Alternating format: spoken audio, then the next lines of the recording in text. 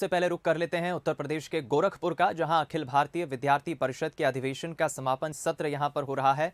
मुख्यमंत्री योगी आदित्यनाथ इस अधिवेशन में शामिल होने के लिए पहुंचे हैं। सीधी तस्वीरें मिल रही हैं, देख लेते हैं। ऊर्जा, आत्मनिर्भर भारत। क्या कोई देश विदेशी नकल करके कभी स्वावलंबन और आत्मनिर्भरता के लक्ष्य को प्राप्त कर सकता है? कभी नहीं। अपने बल पर, अपने दम पर, अपनी परंपरा और अपनी संस्कृति को आगे बढ़ाकर हम तकनीक का विरोध न करें, हम तकनीक को युगानुकूल करें, अपने अनुरूप बनाएं और फिर उसकी वह हमारे हाथों से संचालित हो, हमारे अनुरूप बने, उसको अपने अनुरूप बनाने की प्रक्रिया का हिस्सा हम बने और उस व्यवस्था के लिए आत्मनिर्भर भारत की परिकल्पना आज आप देख सकते हैं। नए भारत का, एक श्रेष्ठ भारत और एक भारत की परिकल्पना कैसे साकार होती गई? कोई सोचता था जब इस देश पर धारा 370 थोपी गई थी?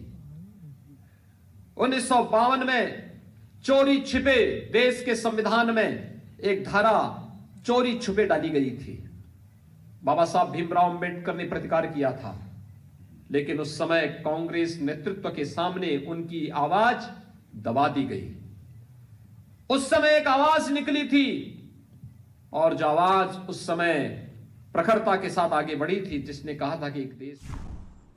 राष्ट्रीय ग्रीन आवासीय योजना 48 आवाज, ग्रीन वुड अपार्टमेंट योजना 440 आवाज, इन सभी आवासीय योजनाओं का शिलान्यास का कार्यक्रम के साथ साथ प्राथमिक विद्यालय अवस्थापना निधि से कराए जाने वाले कार्य और त्वरित आर्थिक विकास योजना के अंतर्गत भी कराए जाने वाले कार्यों का जहां पर शिलान्यास का कार्यक्रम हुआ है, जिनकी लागत 616 करोड़ रुपए है।